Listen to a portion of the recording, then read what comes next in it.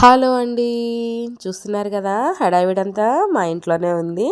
So Sankranti అయిపోయిన తర్వాత కనుమ రోజు మేమందరం గెట్ టుగెదర్లా ఫ్యామిలీ మెంబర్స్ అందరం రామాయపట్నంకి బయలుదేరుతున్నాము.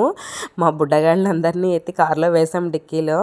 సో 4 కార్లలో అయితే మా ఫ్యామిలీ మెంబర్స్ అందరం వెళ్ళాము. ఆల్రెడీ సముద్రానికి రీచ్ అయిపోయాము. మా కారు ఇసుకలో కూరుకుపోయిందండి.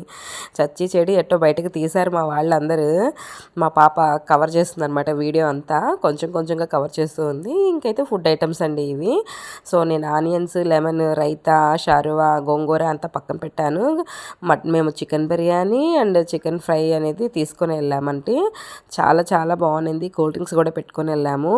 సో ఫుల్గా ఎంజాయ్ చేసాము. కనుమ రోజు ఫ్యామిలీ మెంబర్స్తో ఇలా కూర్చొని అందరం మాట్లాడుకుంటూ అలా లంచ్ చేస్తూ ఉంటే ఎంత బాగుంటుంది. మా బావ ఏంది ఎక్స్ప్రెషన్ తేడాగా పెట్టాడు, బాగాలేదా అన్నారా తీయొద్దన్నారో అర్థం కాలేదు. మా అక్క కొడుకండి మిథున్. సో మా బుజ్జి అంటే మా తమ్ముడి కొడుకు. సో వీళ్ళందరూ హ్యాపీగా ఎంజాయ్ చేస్తున్నారు. ఎంజాయ్ చేస్తూ ఫుల్గా ఫుడ్ ఎంజాయ్ చేస్తున్నారు. సముద్రం దగ్గర కదా, చాలా బాగుంటుంది క్లైమేట్. సో అదంతా అయిపోయిన తర్వాత మేము గేమ్స్ కూడా ఆడామండి. డబ్ స్మాష్ అని గేమ్స్ ఆడాము. ఇలా ఎంజాయ్ చేసాము. మీరు కూడా ఖచ్చితంగా అందరూ ఎంజాయ్ చేస్తుంటారని అనుకుంటున్నాను కనుమ రోజు.